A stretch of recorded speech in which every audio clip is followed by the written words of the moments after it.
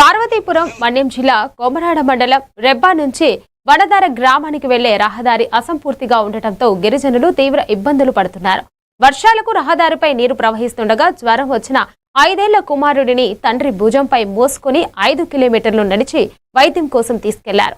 5 నెలల క్రితం ప్రారంభించిన రహదారి పనులు మధ్యలోనే నిలిచిపోయాయని గ్రామస్తులు ఆవేదన వ్యక్తం చేస్తున్నారు. వెంటనే రహదారి పనులు పూర్తి చేయాలని సిపిఎం నాయకులు డిమాండ్ చేశారు.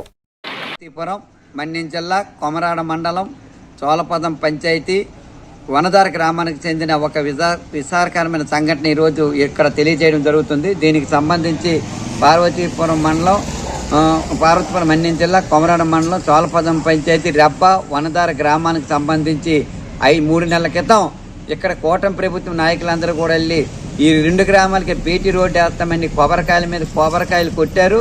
జేసీపీ కాంట్రాక్ట్ని రప్పించారు.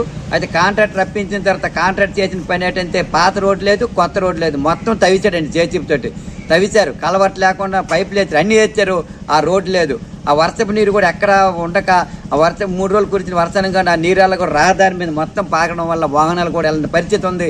ఇలాంటి సందర్భంలో వనదర గ్రామానికి చెందిన కట్ట ప్రభాకర్ అనే వ్యక్తి తన కుమారుడు 5 సంవత్సరాల కుర్రోడండి, ఆయనకి జ్వరం రావడంతో ఎక్కడ తీసుకెళ్లిన పరిస్థితుల్లో మోసుకొని భుజం పైన మోసుకొని సుమారు 5 కిలోమీటర్ల వరకు అటు ఒరిస్సా రాష్ట్రం చేసుకెళ్ళి నుండి కూనేరు నుండి ఆటో మీద కూనేరు వచ్చి కూనేరులో ఒక ప్రైవేట్ డాక్టర్ దగ్గర వైద్యం తీసుకొని మళ్ళీ ఆ గ్రామానికి వెళ్ళే పరిస్థితి ఉంది.